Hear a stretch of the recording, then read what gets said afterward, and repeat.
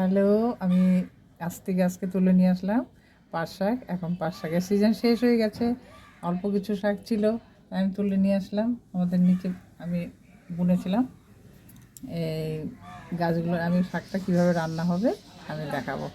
অনেকভাবে খেয়ে থাকেন, আমি কীভাবে রান্না করি সেটাই দেখাবো আজকে।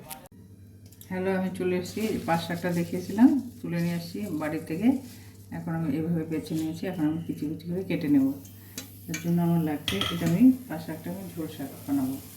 একটা গোটা পেঁয়াজ দিয়েছি মিডিয়াম সাইজে, কয়েকটা কাঁচা লঙ্কা, একটা ঝাল অনুসারে কাঁচা লঙ্কাটা দেবেন, সামান্য জল দিয়ে দেবো,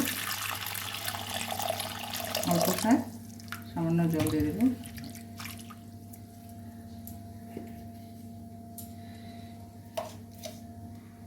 হাফ চামচ লবণ, পরিমাণ মতো লবণটা দিয়ে দেবেন,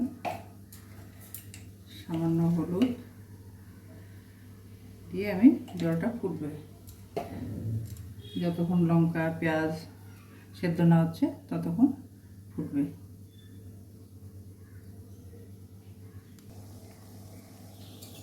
জলটা আমার অনেক ফুটে গেছে, অনেকটাই কমে গেছে। এবার আমি শাকটা দিয়ে দেবো। এই পর্যায়ে যখন এমন হবে শাকটা দিয়ে দেবো। এই শাকটা আমি কুচি করে কেটে নিয়েছি, শাকটা দিয়ে দেবো। পাট শাক এইভাবে রান্না করে খেয়ে দেখবেন, ভালো লাগে। অনেকে শুকনো ভাজাও খায়। শাকটা যেহেতু পিচ্চল পদার্থ, এই জন্য ঝোল ঝোল করলে পরে বেশ খেতে মজাদার হয়।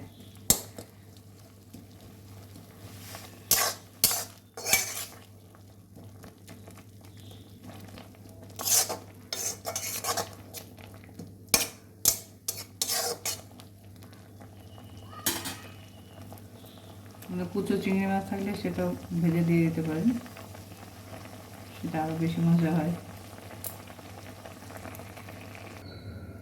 শাকটা আমি নামিয়ে নিয়েছি, তেল ঢেলে দিয়েছি, তেল ঢেলে দিয়েছি। এখন আমি দেবো একটা সামান্য শুকনো লঙ্কা ছিঁড়ে দেবো, সামান্য কালো জিরে,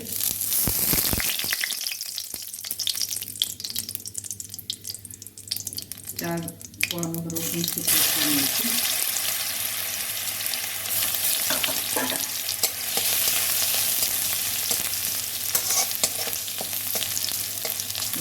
করে নিয়েছি। চিংড়ি মাছ যদি দেওয়ার থাকে আমাদের চিংড়ি মাছটা দিয়ে দেবেন এই টাইমে।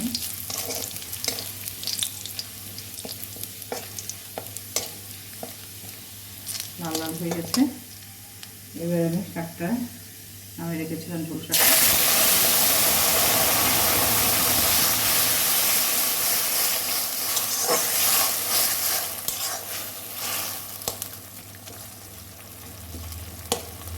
বাড়ির গাছে কাঁচা লঙ্কা হয়েছিল, তো সেটাই লাল সবুজ দুটো মিলিয়ে দিয়ে দিয়েছি।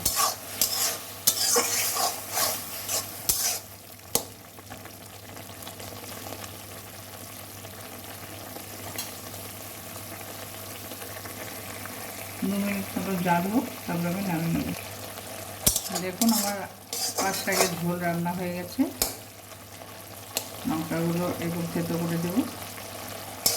শাক একটু ঝাল কম তো ভালো লাগে না, তারপরেও আপনারা যেমন ঝাল খাবেন তেমনই দেবেন। এখন আমি শাকটাকে নামিয়ে নেব। শাকটা আমার হয়ে গেছে।